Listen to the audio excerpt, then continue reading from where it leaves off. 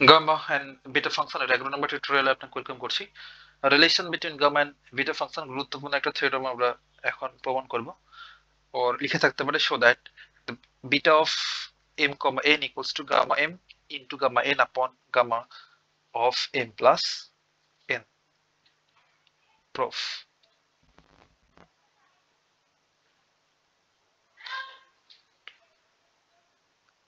We know, আমরা জানি gamma ফাংশনটার just ডেফিনিশনটা লিখবো, বাট এম আকারে আমরা নরমালি গামা ফাংশনটা এইভাবে লিখি যে gamma of n equals to infinite integral 0 to infinite e raised to the power minus x x raised to the power n minus 1 dx, তাই না? আর এখানে জাস্ট আমরা n এর পরিবর্তে m দিয়ে লিখবো আর কি, তাছাড়া কিছুই না।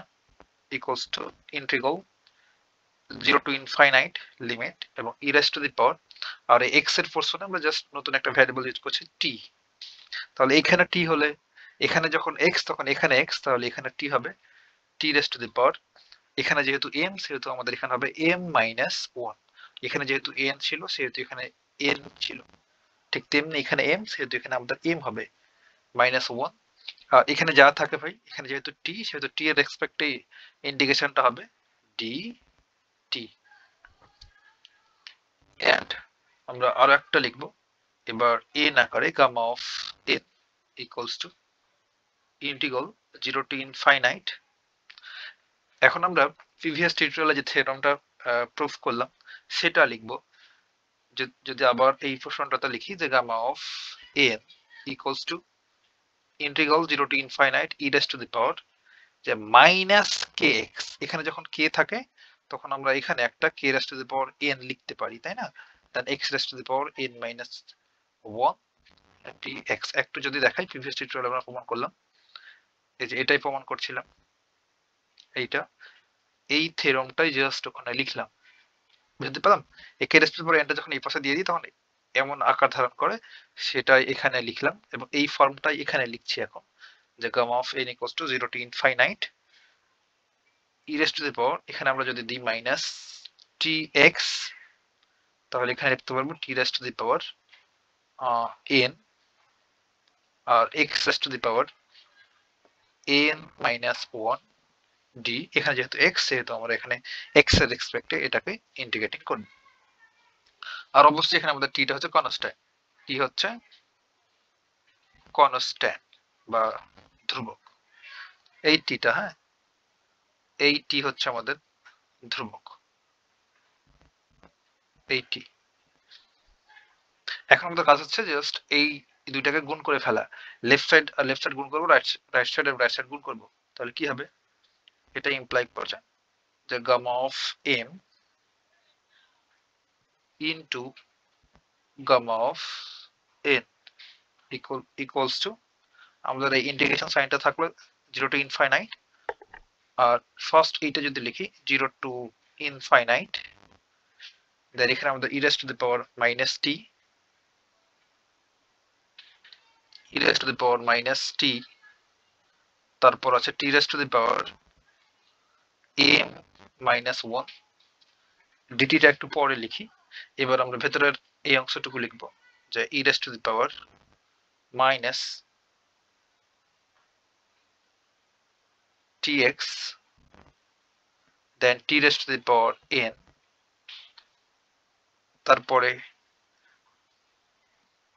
আমরা দেখেন তো এখানে সবগুলো ভ্যারিয়েবলের t সম্বলিত না, এখানে t এখানে t এখানে t এখানে t সব জায়গাতে t, সেহেতু আমাদের এখানে দুইটা আছে, যে একটা হচ্ছে যে dt এবং আরেকটা হচ্ছে dx। চাইলে একটু এখানে রিঅ্যারেঞ্জ করে সুন্দর আকার তৈরি করতে পারি, তাহলে আমাদের ইন্টিগ্রেটিং করতে সহজ হবে। তো ফার্স্ট টাইম এমনিতে লিখি x raised to the power n minus 1, এটা লিখে ফেললাম, তো দুইটা একসাথে dt আর dx জাস্ট গুণ করে ফেললাম। এখন জাস্ট রিঅ্যারেঞ্জ করব 0 টু ইনফাইনাইট আর 0 টু ইনফাইনাইট। এখন দেখেন তো যে এক্ষেত্রে যে e raised to the power minus t এখানে, আর এখানে e raised to the power minus tx, তাহলে বেজ আর বেজ সেম, তখন পাওয়ার পাওয়ার অ্যাড হবে। এটা একবারই যদি ক্যালকুলেশন করি একটু, যে e raised to the power আমরা এই দুটাকে যোগ করলাম, যোগ করার পর আবার মাইনাস টি কমন নিলাম, তাহলে এটা এমন পাবো যে 1 প্লাস এক্স।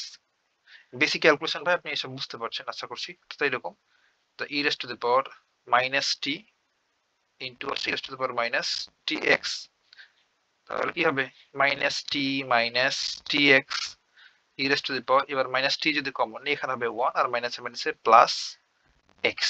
এই কাজটা এখানে লিখলাম একবারই। হ্যাঁ, এবার দেখেন এই পোর্শনটাতে টি আর এক্ষেত্রেও টি, তাহলে base base same, power power তাহলে অ্যাড হবে, তাহলে কি লিখতে পারবো এখানে t raise to the power m plus n minus 1। এবার আমাদের এখানে ডিটি আছে আর ডিএক্স আছে, এর ভিতরে ডিটিটাকে আমরা এর ভিতরে লিখবো এখানে ডিটি। দেন এই টোটাল অংশটুকু একটা পার্ট চিন্তা করব, দেন এর বাইরে রেখে দেবো x raise to the power n minus 1 আর এই ডি এক্সটারে ইকুয়ালস টু 0 টু ইনফাইনাইট থাকলো। আর ভেতরের এই অংশটুকুকে আমরা জাস্ট গামা ফাংশনের যে ডেফিনিশনটা সেটার আকারে চিন্তা করব। হ্যাঁ, তাহলে এটা দেখেন তো, এই যে এই ইকুয়েশনটা যদি একটু ইন্টিগ্রেট করি, ধরেন এটাকে 1 নম্বর ইকুয়েশন দিলাম, এই 1 নম্বর ইকুয়েশনটার দিকে একটু তাকান তো ভাই, যে এখানে যখন মাইনাস টি এক্স, এখানে যখন টি, তখন এখানে t t raise to the power n আছে, আবার এখানে এক্স এর মাথার উপর হচ্ছে এন মাইনাস 1 ডিএক্স আছে।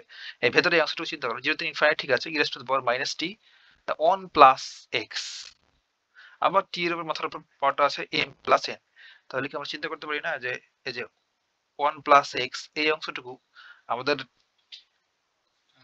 গামা ফাংশনের ডেফিনেশনের এই কে এর মতো কাজ করছে, এখানে যেহেতু এক্স লেখা, বাট আমরা এটা চিন্তা করতে পারি এই আকারটা, এটা দিয়ে দেখলে একটু ব্যাপারটা আরো সুবিধা হবে। এটার সাথে জাস্ট রিলেট করেন, এখানে যখন কে এক্স তখন কে এর মাথার উপর পাওয়ারটা হচ্ছে এন, আবার এক্স এর উপর এন মাইনাস 1 ডিএক্স, তাহলে আমাদের এখানে কে এর পোরশনে কি আছে, কে এর পোরশন আছে 1 প্লাস এক্স, আর আমাদের এন এর জায়গাতে আছে, এটা হচ্ছে আমাদের কে এর জায়গা, এটুকু হচ্ছে কে, আর এই যে এম প্লাস এন এটুকু হচ্ছে এন। এটাকে আমরা গামা অফ এন লিখি, তাহলে এটা কি লিখবো, এন এর পোরশনে কি আছে এম প্লাস এন, তাহলে টোটাল এই ভেতরের এই ব্র্যাকেটের অংশটুকু, এই টোটাল এই অংশটুকু এখান থেকে শুরু করে এই পর্যন্ত এই সবটুকু আমরা লিখতে পারবো গামা অফ, এই যে গামা অফ এন, এন বলতে এখানে এম প্লাস এন, বুঝতে পারলাম। আপনি জাস্ট বাই এই ইকুয়েশনটার সাথে রিলেট করেন, তবে ব্যাপারটা ফিল করতে পারবেন, ভেতরের অংশটুকু জাস্ট এটার সাথে রিলেট করব, তবে কিন্তু হয়ে যাবে। হ্যাঁ, আর নিচে কি থাকবে, আর এই k raise to the power n, এইটারে যদি আমরা বাইরে নিয়ে চলে আসি তাহলে কি হবে, এই গামা এন এটার নিচে ডিভাইড আকারে থাকবে, তাই না? হ্যাঁ, তাহলে এক্ষেত্রে আমাদের কি হবে, আমাদের কেটা হচ্ছে 1 প্লাস এক্স, 1 প্লাস এক্স এটা হচ্ছে কে, আর এন কোনটা, এন হচ্ছে এম প্লাস এন, বুঝতে পারলাম। আর এই বাইরের x rise to the power n minus 1 থাকলো এবং ডিএক্সটা থেকে গেল। বাকি ক্যালকুলেশনটুকু নেক্সট পেজে করলেই ভালো হবে। এটা ইমপ্লাই করছে আমাদের লেফট সাইডে কি ছিল, gamma of M into gamma of N equals to, এবার আমাদের